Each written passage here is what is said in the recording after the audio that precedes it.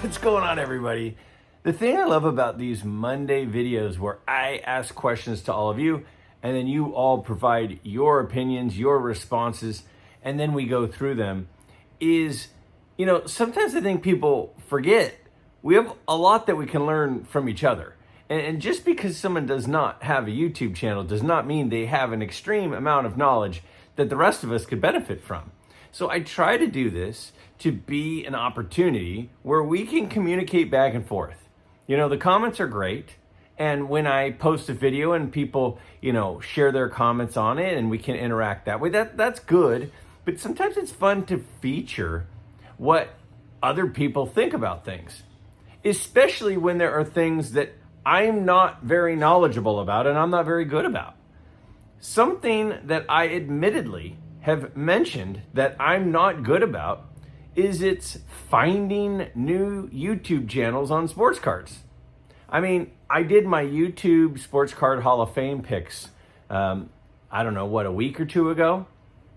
And as I went through my picks, I was realizing I am not subscribed to that many channels. And I know there are some really, really great channels out there, and I want to find more of those channels. And I want to watch more of those channels. There are a lot of times that I sit down and I'm totally down to watch a YouTube video and I go to my feed and there's nothing new. And I'm so adding new channels that are fun, that are great content is something that I'm definitely interested in doing. And that's the point of the question that I posed to all of you from last week. I personally shared my picks for the YouTube Hall of Fame. And I wanted to hear from all of you.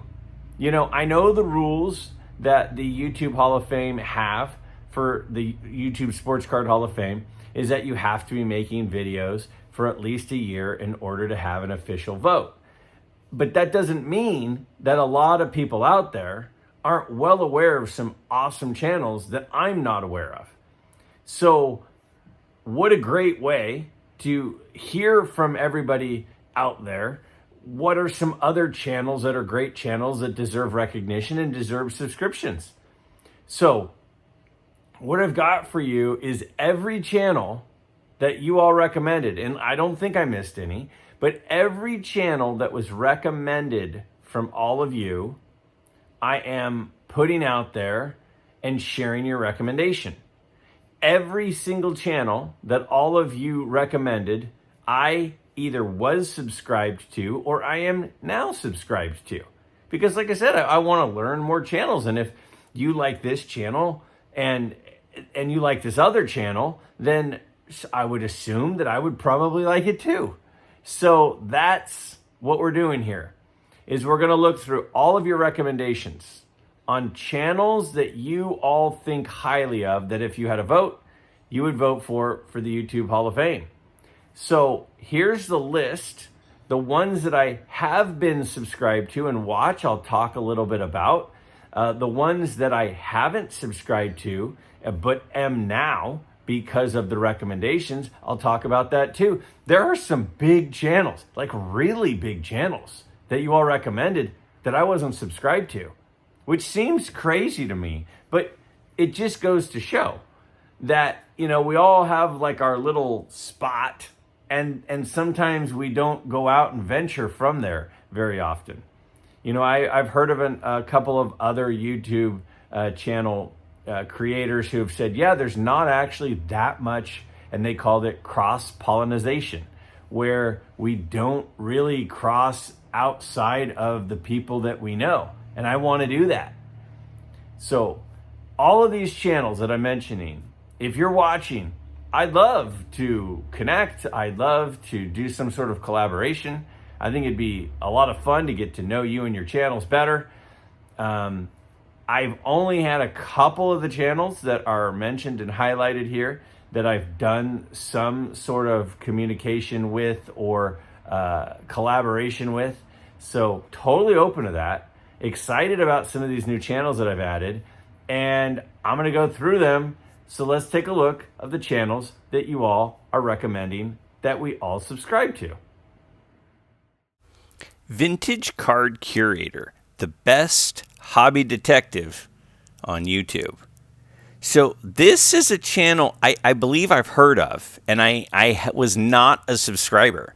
But when you see that he only has 82 videos, but over 5,500 subscribers, that says everything you need to know. So I quickly subscribed to this channel and am looking forward to watching it. Next, in no particular order, I would say your channel, Chasing Cardboard and Scotty B Cards. I will say that because Scotty B Cards mainly focuses on current players and modern cards. He always states how everyone should have a vintage collection. He also uses so many statistics at times that you may forget it's a baseball card video. But he always connects the dots between the data and card collecting. Now, Chasing Cardboard is a very popular channel. You can see it has over 30,000 subscribers, and a few people mention it. And Scotty B, that sounds right up my alley. I love data. I love looking at data and trying to make connections between things, and connecting data and cards is totally something that I am all about. So the fact that I wasn't a Scotty B subscriber before is shocking to me based on what I've heard about it so far. Next up, 3D 80s Kid and Junk Wax Hero. Now, 3D 80s Kid, I know. We've collaborated. I consider him a friend, and he is part of the For Collectors channel. Great guy, and definitely has very fun videos. I enjoy them very much. And then Mike at Junk Wax Hero, I've been a subscriber of his as well for, I don't know, a couple years at least. He's always got interesting takes on things. I enjoyed his videos, especially during the National and some of his pickups in that experience. I watch a lot of content creators, but there is a new YouTuber that is right up your alley. His channel is Baseball Time Traveler. He gives a history lesson about a famous game with yearly information at that time. I think you would love his channel. Now, it's interesting you mention this because I actually had a lot of communication with him before he started his channel.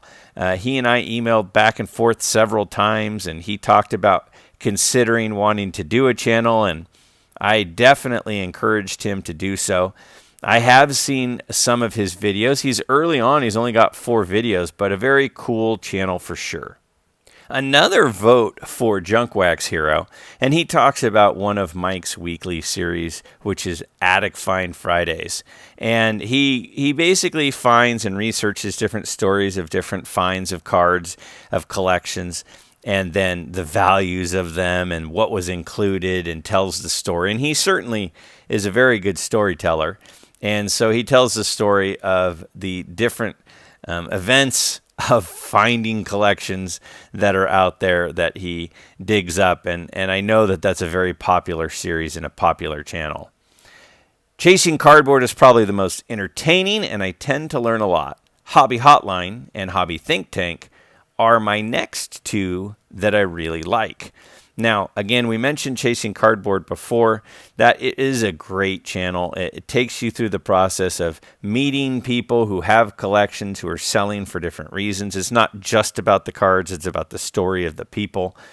Hobby Hotline is hosted on Benchclair Media, which is a great channel, has a whole bunch of different hosts. It's a podcast as well as obviously video format. And, you know, I know Mike Moynihan hosts a channel on there, and I've actually been a guest host and been on his channel a couple of times. And then Hobby Hotline, again, is a collaboration where a few guys talk about different topics within the hobby, and they tend to have a variety of different topics that are kind of in the conversation, certainly entertaining for sure. Others that this person mentions is Baseball Card Collector Investor Dealer and Spitballin' Cards. Now, Baseball Card Collector Investor Dealer, Chris Sewell, is probably the largest channel that talks a lot about vintage cards. He talks about some modern as well, and it's a very popular channel. A lot about the business end of the hobby, buying collections, selling them off, going through that process. Very intelligent guy with a lot of knowledge. And then spitballing cards, that's a new one for me. So I have recently subscribed, and I am looking forward to learning more about that channel. Again, it blows me away that there are channels out there that are great ones that I've not, been subscribed to yet. But there you go, I have. So we got next one is Collector Not Hoarder.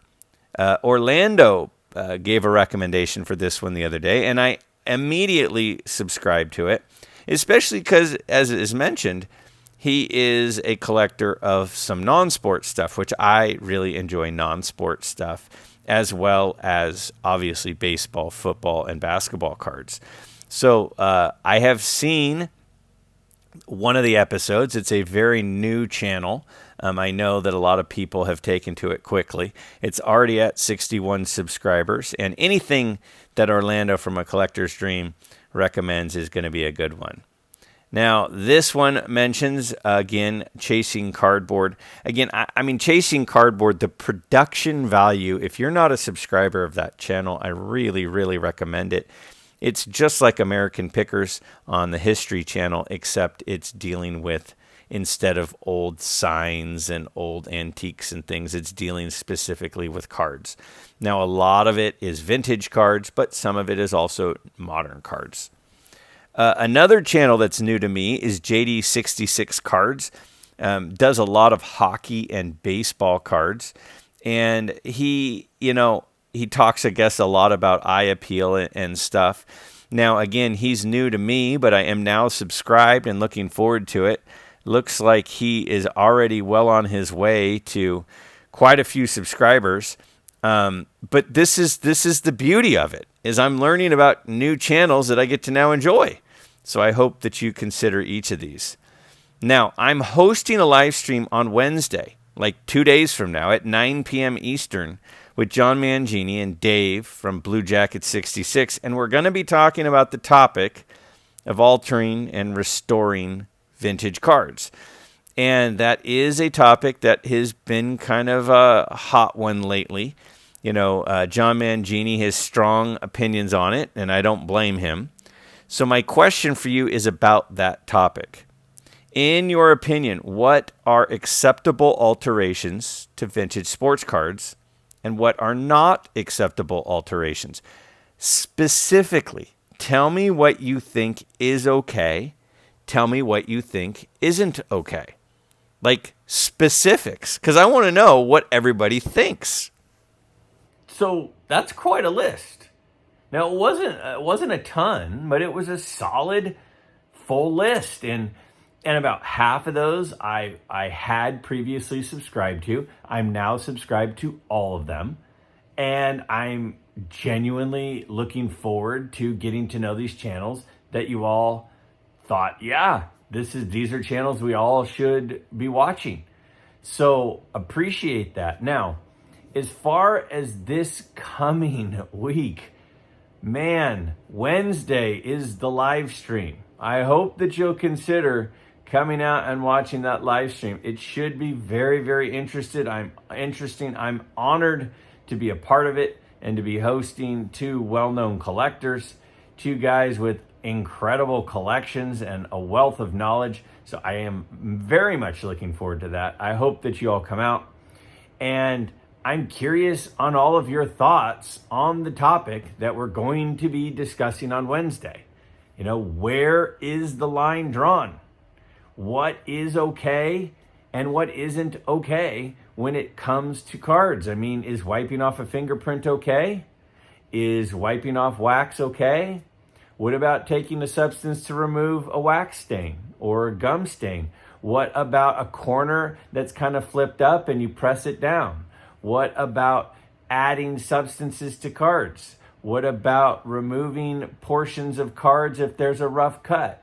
You tell me your opinion. Now, this is not my opinion. What is your opinion on what is and isn't acceptable? Because that's the topic that we're going to be talking about Wednesday, and I'm really curious to know what everybody else has to say. So please share your thoughts below.